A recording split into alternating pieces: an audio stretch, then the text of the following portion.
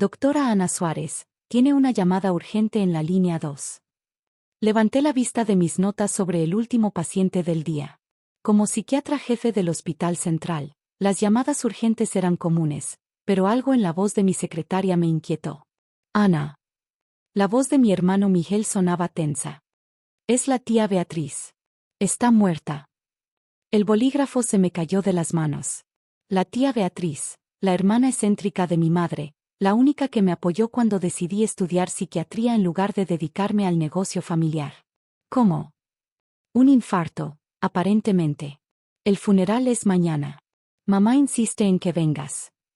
Claro que insistía. Después de 5 años sin hablarme, mi madre repentinamente quería verme. No era difícil imaginar por qué.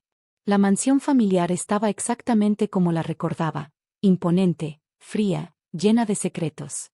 Mi madre, Isabel, me recibió con un abrazo calculado. Ana, cariño, por fin vuelves a casa. Detrás de ella, mis hermanos Miguel y Carlos intercambiaron miradas. Mi cuñada Patricia, esposa de Carlos, fingía examinar sus uñas perfectamente manicuradas. El funeral ya terminó, informó Carlos. Pero el abogado viene en 1 hora para leer el testamento. Por supuesto. El testamento. La verdadera razón por la que mi presencia era tan necesaria. La tía Beatriz había sido la oveja negra de la familia, igual que yo. Soltera, excéntrica, y sorprendentemente astuta en los negocios. Mientras la familia manejaba una cadena de hoteles de lujo, ella había invertido en tecnología y startups, amasando una fortuna que según los rumores superaba a la del negocio familiar. Ana, querida, mi madre me llevó aparte. ¿Has estado tomando tus medicamentos? La miré fijamente. Mamá, nunca he necesitado medicamentos. Soy psiquiatra, ¿recuerdas? Por eso mismo, cariño. A veces los médicos son los peores pacientes. Antes de poder responder, llegó el abogado de la tía Beatriz, el señor Vega. Lo recordaba de mi infancia, siempre serio y formal. Nos reunimos en la biblioteca. Mi madre se sentó en el sillón principal, como una reina en su trono. Mis hermanos y Patricia se acomodaron estratégicamente a su alrededor. Yo me quedé de pie junto a la ventana. Procederé a leer el testamento de la señorita Beatriz Montero, comenzó Vega. Lo que siguió fue un shock para todos. La tía Beatriz había dejado algunas pequeñas propiedades a mis hermanos y unas joyas a mi madre. Pero el grueso de su fortuna, empresas, acciones, propiedades, incluyendo su mansión en la costa, todo me lo había dejado a mí. Esto es ridículo, explotó Carlos. Ana ni siquiera ha estado en contacto con la familia. Al contrario, intervino Vega. La señorita Beatriz y la doctora Suárez mantenían comunicación regular. Era cierto. La tía Beatriz y yo nos reuníamos mensualmente, aunque lo mantuvimos en secreto. Ella entendía lo tóxico que podía ser el ambiente familiar. Debe haber estado senil, murmuró Patricia. Las facultades mentales de la señorita Beatriz fueron evaluadas hace 3 meses, respondió Vega. Estaba perfectamente lúcida. Mi madre se levantó lentamente. Ana, querida, esto es demasiada responsabilidad para ti. Con tu condición. Mi condición. Todos sabemos que has estado inestable desde la muerte de papá. Mi padre había muerto hace 10 años en circunstancias nunca del todo aclaradas. Un accidente en uno de los hoteles que curiosamente ocurrió justo cuando planeaba vender la cadena. Estoy perfectamente bien, mamá. Soy jefe de psiquiatría en uno de los mejores hospitales del país.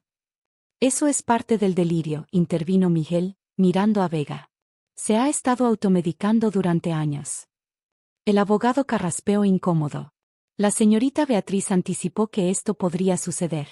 Dejó instrucciones específicas. Al diablo con sus instrucciones, gritó Carlos. Nuestra hermana necesita ayuda. Mi madre se acercó, toda preocupación maternal. Cariño, solo queremos lo mejor para ti. El doctor Ramírez tiene una clínica privada excelente. La clínica psiquiátrica donde encerraste a la tía Beatriz hace 20 años cuando amenazó con vender sus acciones del hotel. Un silencio sepulcral cayó sobre la habitación. ¿Cómo sabes eso?, susurró mi madre. Sonreí, tocando el pequeño broche que la tía Beatriz me había regalado en mi última visita. Tengo mis fuentes. Esa noche, en mi antiguo cuarto, revisé los archivos en mi laptop. La tía Beatriz no solo me había dejado su fortuna, me había dejado algo mucho más valioso: evidencia. Durante años, había recopilado documentos, grabaciones, testimonios. La verdadera historia de la familia Montero Suárez, incluyendo la muerte de mi padre. Un golpe en mi puerta me sobresaltó. Era María, el ama de llaves que había trabajado para la familia desde que yo era niña. Señorita Ana, susurró. Escuché a su madre hablando por teléfono. Van a internarla mañana. Ya tienen los papeles listos. ¿Papeles? El doctor Ramírez firmó una orden de internamiento involuntario. Dicen que usted es un peligro para sí misma. Me recosté en la cama, sorprendentemente tranquila. La tía Beatriz me había advertido que esto podría pasar. No se preocupe, María. Tengo todo bajo control. Pero señorita, ¿recuerdas lo que pasó hace 20 años? Cuando internaron a la tía Beatriz. María palideció. Fue horrible. La sedaron, la arrastraron fuera de su casa. Exacto. Pero esta vez será diferente. Saqué mi teléfono y marqué un número. ¿Doctor Mendoza? Sí, todo está procediendo según lo planeado. Active el protocolo B. Después de colgar, miré la foto de la tía Beatriz en mi escritorio. Ella sonreía con esa mirada astuta que tanto asustaba a mi madre. Te lo prometo, tía, susurré. Esta vez, la historia tendrá un final diferente. En mi laptop, el archivo titulado Contingencia parpadeaba, esperando ser abierto. La tía Beatriz siempre decía que la mejor defensa es un buen plan de ataque. Y yo tenía el plan perfecto. La noche avanzaba mientras escuchaba a mi familia conspirar en el piso de abajo. Podía imaginar la escena, mi madre dirigiendo todo, Carlos sugiriendo formas de invalidar el testamento, Miguel fingiendo preocupación mientras calculaba su parte de la herencia, Patricia llamando a sus contactos en la prensa local. Lo que no sabían era que cada palabra, cada conspiración, cada plan estaba siendo grabado. El broche que me había regalado la tía Beatriz no era un simple accesorio, era un dispositivo de grabación de última generación. Y mañana, cuando intentaran encerrarme, descubrirían que subestimar a una psiquiatra no era su error más grave. Su error más grave había sido pensar que la tía Beatriz y yo éramos las locas de la familia. Pronto aprenderían que, a veces, la locura viene disfrazada de cordura, y que los verdaderos monstruos no están en los hospitales psiquiátricos, sino sentados en la mesa familiar, planeando destruir a los suyos por dinero. A las 7 de la mañana, tal como María había advertido, escuché pasos acercándose a mi habitación. Me senté en la cama, perfectamente vestida y calmada, esperando el espectáculo que estaba por comenzar. La puerta se abrió de golpe. 2 enfermeros corpulentos entraron, seguidos por el doctor Ramírez, mi madre, y mis hermanos. Ana, cariño, comenzó mi madre con voz melosa. El doctor Ramírez está aquí para ayudarte. Buenos días, doctora Suárez, dijo Ramírez, un hombre pequeño con gafas de montura dorada. Estamos preocupados por su estado mental. Me levanté lentamente. ¿Lo están? Qué interesante. ¿Tienen una orden judicial para este internamiento involuntario? Ramírez sacó unos papeles. Tengo una orden de internamiento. Firmada por su familia y respaldada por mi evaluación profesional. ¿La evaluación que hizo sin haberme visto nunca? Sonreí. Fascinante. ¿Sabe que eso es una violación grave del Código Ético Médico? Ana, no seas difícil, intervino Carlos. Es por tu bien. ¿Cómo fue por el bien de la tía Beatriz hace 20 años? Mi madre dio un paso adelante. Señores, por favor, procedan. Está claramente alterada. Los enfermeros se acercaron, pero me mantuve perfectamente serena. Antes de que cometan un error grave, deberían saber que esta reunión está siendo transmitida en vivo. ¿Qué? Miguel miró alrededor nerviosamente. Mi broche es un dispositivo de transmisión en vivo. En este momento, el doctor Mendoza, director del Consejo Médico Estatal, y varios miembros de la Junta están viendo todo esto. Ramírez palideció. Está mintiendo. Saqué mi teléfono y mostré la pantalla, una videoconferencia activa donde varios rostros serios nos observaban. Buenos días, doctor Ramírez, saludó el doctor Mendoza desde la pantalla. Estamos muy interesados en su metodología de diagnóstico a distancia. Los enfermeros retrocedieron. Ramírez comenzó a sudar. Esto es ridículo, protestó mi madre. ¿Estás enferma? No, mamá. La enferma eres tú. Y tengo las pruebas. Abrí mi laptop y proyecté en la pared las grabaciones de las últimas 24 horas, cada conspiración, cada plan para invalidar el testamento, cada comentario sobre cómo me encargarían igual que a la tía Beatriz. Pero hay más, continué.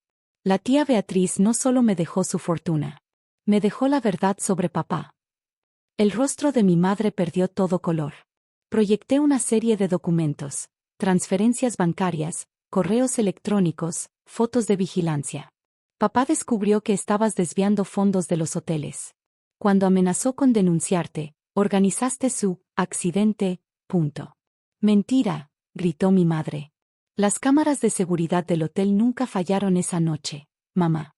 La tía Beatriz recuperó las grabaciones originales.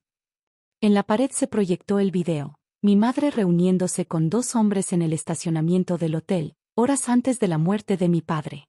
Doctor Ramírez, llamé suavemente.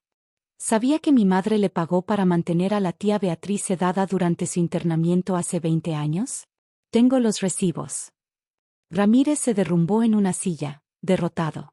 Señora Suárez, la voz del doctor Mendoza resonó desde la pantalla. La policía está en camino. Sugiero que todos permanezcan donde están. Los siguientes momentos fueron caóticos. Mi madre intentó huir, pero los mismos enfermeros que habían venido a llevarme la detuvieron. Carlos comenzó a gritar que todo era un malentendido. Miguel simplemente se sentó, con la cabeza entre las manos. Patricia, que había estado observando todo desde la puerta, intentó escabullirse pero fue detenida por María. La señorita Ana me pidió que guardara esto, dijo María, entregando a la policía una USB.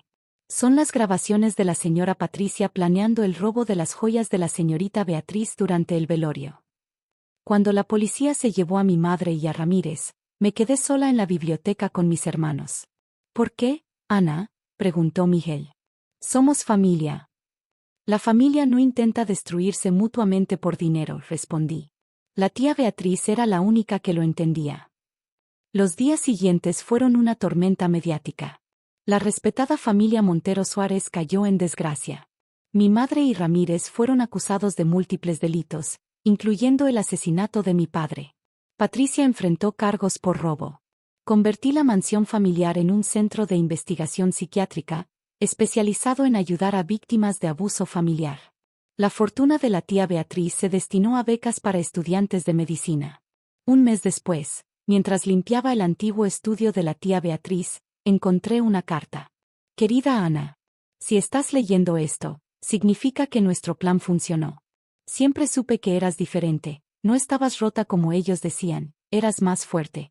Cuando me encerraron hace 20 años, juré que expondría la verdad. Pero con el tiempo entendí que no era mi batalla. Era la tuya. Usar mi locura como cubierta para recopilar evidencia fue la mejor decisión que tomé. Nadie sospecha de la tía loca, ¿verdad? Cuida nuestro legado, sobrina. No el dinero o las propiedades, sino la verdad. Con amor, tía Beatriz. PD, revisa detrás del cuadro de las rosas. Hay una última sorpresa para ti. Detrás del cuadro encontré una caja fuerte. Dentro había un diario detallado de mi padre, revelando que él y la tía Beatriz habían estado investigando las actividades ilegales de mi madre durante años. Miguel y Carlos eventualmente se disculparon. Les permití mantener sus trabajos en la empresa, pero bajo estricta supervisión y sin acceso a las cuentas principales. María se convirtió en la administradora del nuevo centro de investigación. Su tía estaría orgullosa, me dijo un día. Establecí una fundación en memoria de mi padre y la tía Beatriz, dedicada a exponer el abuso institucional en hospitales psiquiátricos. Un año después, visité a mi madre en prisión. ¿Por qué?, pregunté simplemente. El poder, respondió sin mirarme. Siempre fue el poder. Tu padre y Beatriz nunca lo entendieron. Tú eres igual que ellos. No, mamá. Soy mejor. Porque yo usé el poder para hacer justicia, no para destruir. Hoy, cuando paso consulta en mi oficina, mantengo 2 fotos en mi escritorio, una de mi padre y otra de la tía Beatriz. Me recuerdan que la locura no siempre está donde la gente cree encontrarla. El broche de la tía Beatriz sigue en mi solapa, aunque ya no necesito grabar nada. Es un recordatorio de que a veces, la mejor manera de luchar contra la locura es fingir que la tienes. La clínica del Dr. Ramírez fue cerrada y convertida en un centro de rehabilitación para adicciones. Patricia cumple servicio comunitario en un asilo de ancianos. Carlos y Miguel trabajan en la empresa, pero saben que están bajo vigilancia constante. En cuanto a mí, sigo siendo psiquiatra. Pero ahora, cuando mis pacientes me hablan de familias tóxicas y abusos encubiertos, puedo decirles con certeza, les creo. Y juntos encontraremos la manera de hacer justicia. Porque como la tía Beatriz siempre decía, la verdadera locura no está en quienes ven la realidad diferente, sino en quienes intentan ocultarla.